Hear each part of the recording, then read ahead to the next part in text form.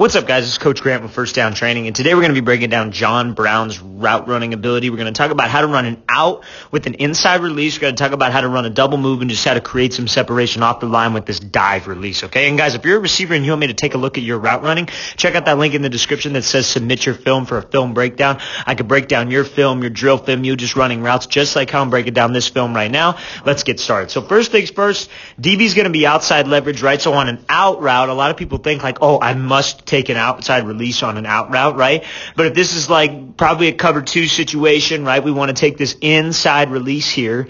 We got to be able to get this DB to turn his hips and run with me and then be able to snap this thing right back off to get his hips to turn, but I got to be physical at the top of the route. So let's watch at full speed. So he takes it off inside, swats that shoulder, accelerates off the break, and you see how much room he's able to create here. So obviously, we can't see what coverage it is because of the camera angle, but it's a good angle to take a look at this route. So when he's outside leverage, right, and I burst upfield to the inside, I really got to make sure that I get him to turn his hips and run with me. And how I'm able to do that is by being fast off the line, having a good pad level, and keeping my eyes forward, not giving away this break. So you see when he takes off inside, look at his pad level, right? Chest is down. He's driving these arms. He's accelerating out forward. Now, what does this DB want to do, right? He wants to get hands. He wants to force him to the inside. That's exactly what he's doing. Gets his hands right on the shoulder pad.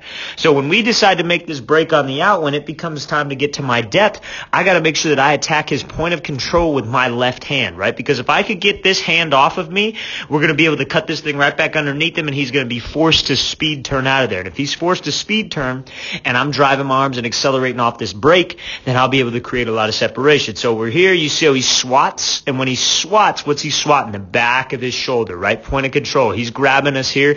We got to make sure I'm physical at the top of the route. And you see when he goes to swat, he doesn't lean all the way back. See, what a lot of people will do is they'll start to slow down their feet when they start to swat by, and then they'll pick their chest up and they'll slow down. He keeps a good pad level forward, driving those arms, swat as he's breaking this foot off, and now you see how he's still able to push. This is something you receivers got to be able to work on your own time. You get a partner and you have him run with you downfield, and you work on just being able to swat. Use this defender as almost like a wall. I don't want to say push off because that's not the right word, because obviously that's a penalty when you push off, balls in the air, etc., right? But we could be physical at the top of the route. This is not going to be called a flag. This is not going to be throwing a flag, right? You're just simply swatting his hands off of you. If you're pushing him to the ground, yes, probably going to get called, right? But if you're just swatting those hands off you, being physical at the top of the route, that's not a flag. They can't call that flag, right? And if a ref does call that flag, that's a very chicken shit call. We just got to be able to be physical at the top of the route, okay? So that's the situation here. If the ball's in the air and he's got hands,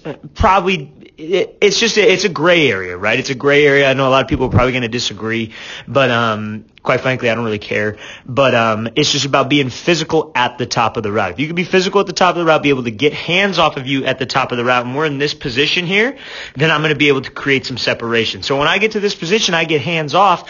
I got to be able to drive my arms and run out of this break, okay? I got to be able to drive and run, because you see, he doesn't speed turn out of there. He just goes here and opens up his tips. He probably should have sped turn out of there, which means turns his whole feet, comes back around and drives on this ball, but he decides to open up his hips, which makes him a lot slower, and then Brown can pump his arms and drive out of this thing. That's a great job being able to work this route. You see guys like Stephon Diggs run this route a lot, and he doesn't even necessarily swat at the top of the route. He just drops his hips violently, right? If he doesn't get hands on us, I just continue to push up vertical, and I sell this fade and then be able to use my hips to drop right on a dime. Let's watch this thing full speed one more time. So comes off inside, get those hands off of him. He's getting hands, holding us, swat that point of control to be able to get hands off you. Don't push off, swat his hands off. Okay, so now this route here, you guys probably all seen this. This is that out and up, the stick nod route.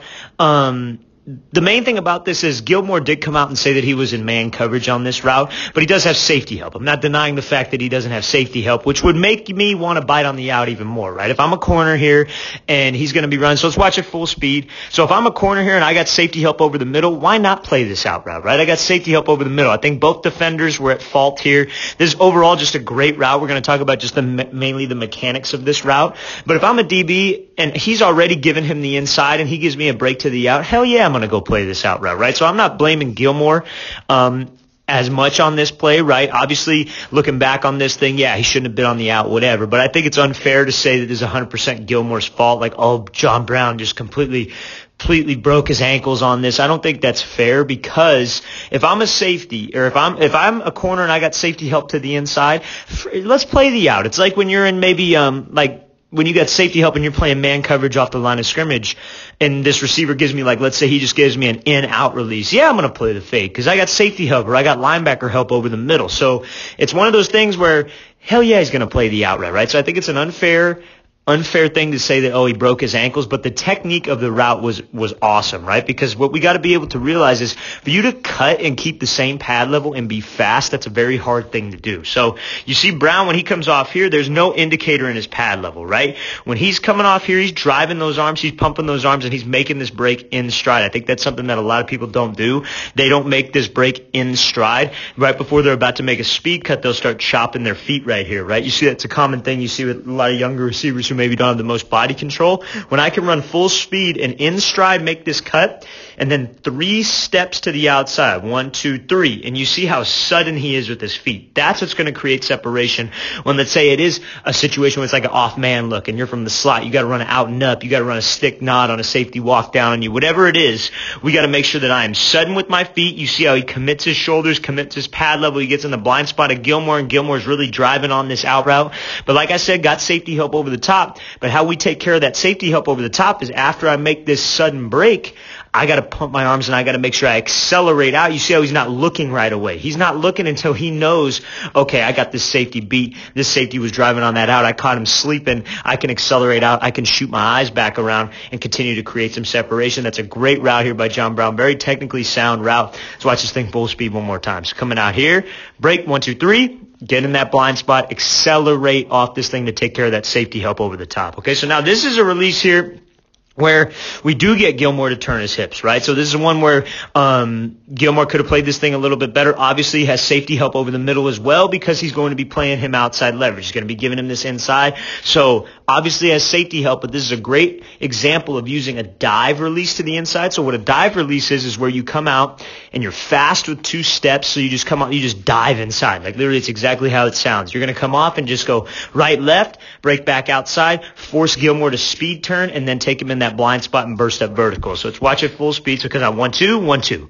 Get him to speed turn out of there, be able to accelerate out. Now the ball's late, and the ball's overthrown into double coverage, so it's not the best situation here, but the release is great off the line of scrimmage. So when I come inside on any kind of dive release, like let's say it's a situation where you got to go 1, 2 to the inside and then you're breaking on a quick out, right? And that's probably what he makes this look like. You could run that one time. You could do that one time and beat this DB, get him to force him to turn his hips, or maybe get him to hesitate a little bit and catch this out route. Now he's thinking. Now you're in his head. So now I come off the line of scrimmage and you see how he goes 1, 2. And when he makes this break, look at where his pad level is. Shoulders are fully committed. Eyes are to the inside. What do you think Gilmore's going to do? He's going to turn and run with him because he's going to trail him to the inside. He's got safety help. That's fine. I'm just going to play him on this back hip and try to make any play on this ball. Okay, I'm going to watch his hips and play good man coverage. So he comes out 1, 2, and now he breaks up to this blind spot, right? So Gilmore knows, okay, I turned my hips here.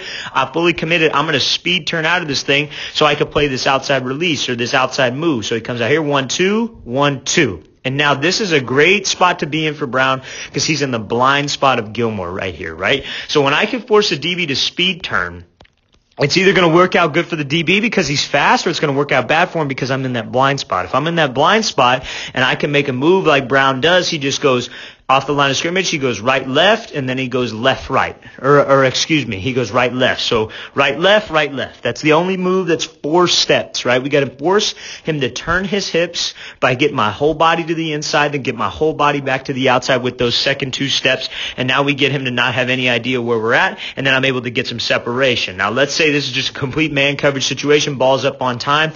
That's a great play by John Brown here. He's able to get a lot of separation on this thing. Ball's late, so safety has time to come over the top and make this play, which is fine. But again, that's just a great release, great example of how to get separation off the line of scrimmage. Let's watch it full speed. So he comes off 1, 2, 1, 2.